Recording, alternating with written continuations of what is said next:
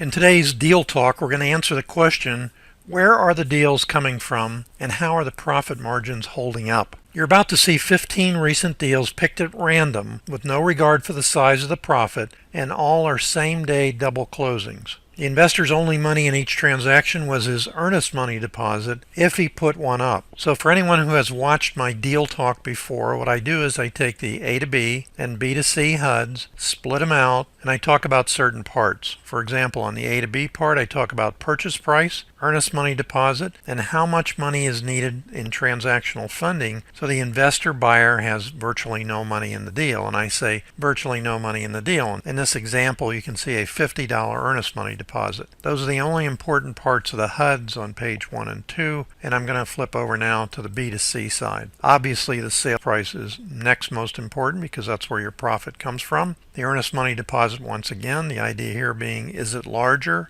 than the investor had to put up on his side? In case of default by the end buyer, will he still make money even if he doesn't close on the deal? There's the amount that I've been repaid. Again, what I'm going to do in the following examples is condense this down to make it easier and faster. That's the transactional funding coming back. And finally, there's the net profit. Is that the net profit? In each case, I subtract the earnest money deposit from that profit because the investor is getting his earnest money back as part of his proceeds of the sale. Here's example number 1, A to B, and if you notice it's line 219 to line 303 on the bottom of the HUD statement. There's the amount that's needed, $50,181.91 and a $50 earnest money deposit. This is the first example that I just showed you. Here's the B to C HUD. There's the net profit, $2,724.03. That's a kind of a tiny profit to do a double closing. How come? What happened in this case is I got a call from the investor, and this happens fairly frequently. I get a call and the investor says, I have an A to B and B to C ready to close. I say, how much is it? Purchase price $50,181.81. When do you have to close? Today at 2 o'clock. Today at 2 o'clock, what happened? Well, he went down to the closing agent, and the closing agent said, what made you think you could use your end buyer's funds to close on the A to B leg? And the investor typically will say, well, I was told, my guru on YouTube said that you don't need any money to close. You can always use the end buyer's funds. Well, not so. In this case, he had to do a double closing. Was that terrible? Well, he had to pay closing costs on the second leg or the B to C part. He could have overcome that by asking for the end buyer to pay his closing costs because he had a small spread. If the end buyer put up a $1,500 earnest money deposit, in the event of default by the end buyer would have lost $1,500. The investor would have lost $50 because he didn't close the A to B leg. Still would have made $1,450 without ever having closed the transaction. I'm going to pick up speed here somewhat to get us through these.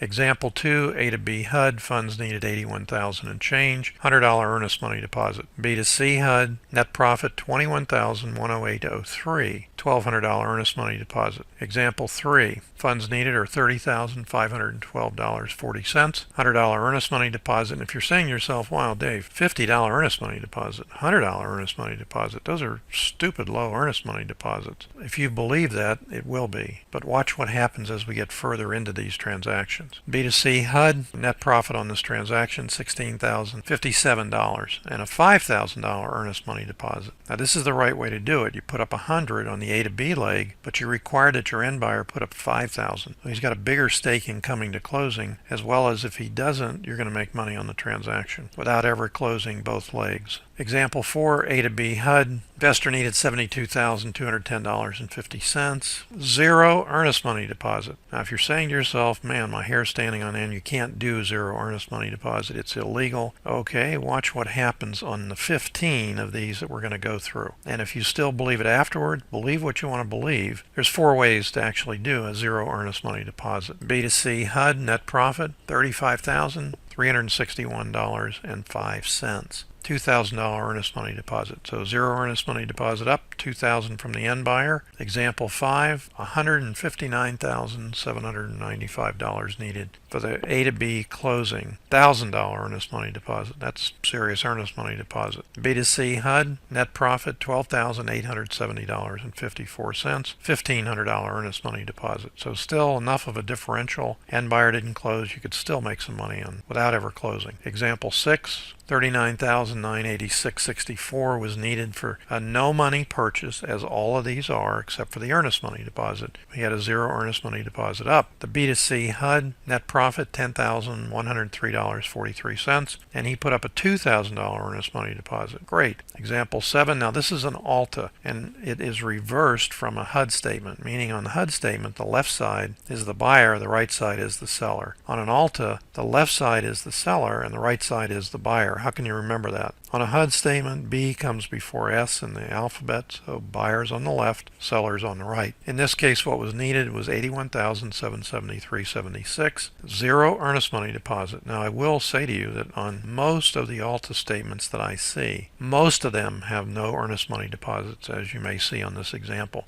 The B2C ALTA, this is where the profit comes into the investor. Net profit of $52,393.27. By the way, there's the zero earnest money deposit again on this B2C ALTA. Example 8, A to B HUD. Why does it look like that? That's the way they sent it. $240,088.18 needed for 100% of the purchase price and all the closing costs on the A to B leg. By the way, zero earnest money deposit. B2C HUD, net profit $11,634.34. Now I say net profit. It's not a net profit if in fact this investor had put up an earnest money deposit of any type. I'm going to show you that when I do a summary coming up very shortly. $5,000 earnest money deposit. Now that's a serious player as a buyer. Example 9, A to B HUD. Needed $21,720 and a penny to have no money in the transaction. He has no earnest money deposit, as you can see. On the B2C HUD, the net profit $27,835 even. $5,000 earnest money deposit by the end buyer. Example 10, money needed was $76,878.66, $200 earnest money deposit. B2C HUD, net profit $11,634.42. Now some of these are unique situations in terms of where did those deals come from. I'm going to go over those very quickly in a moment or two. Look at this one, $25,000 earnest money deposit, but you don't ever have to put up that much of an earnest money deposit even if you want it that badly. Example 11, A to B HUD, funds needed $61,908.37, zero earnest money deposit. B2C HUD, net profit $31,557.66. As a reminder, these are real actual HUDs. In one case, the ALTA, sometimes they're called settlement statements. They are from real closing transactions that I participated in, either with students or other investors. A zero earnest money deposit also on this one from the end buyer. Example 12. $100,939.44 needed to close the transaction. It doesn't matter, as I'm a transactional funder, whether you do it in your own name, an LLC, land trust, it doesn't matter to me. $2,000 earnest money deposit. Now that's a healthy earnest money deposit for an investor on a $100,000 property. Nonetheless, it doesn't matter. B2C HUD, net profit $19,766.11, and they put up a $5,000 earnest money deposit. Absolutely the right way to do it. Example 13, here we have another ALTA. Funds needed $25,402.20, zero earnest money deposit. Remember what I said about ALTA, zero earnest money deposit. B2C ALTA, that's the net profit, $13,899.32, zero earnest money deposit. If you go to your friendly closing agent and you get your ALTA statement and they say to you, where's your earnest money deposit? And you say, well, Dave Dinkel said I didn't have to put one up because it's not on the ALTA statements. They're going to laugh at you. That's not what I said. What I said is there's different ways to put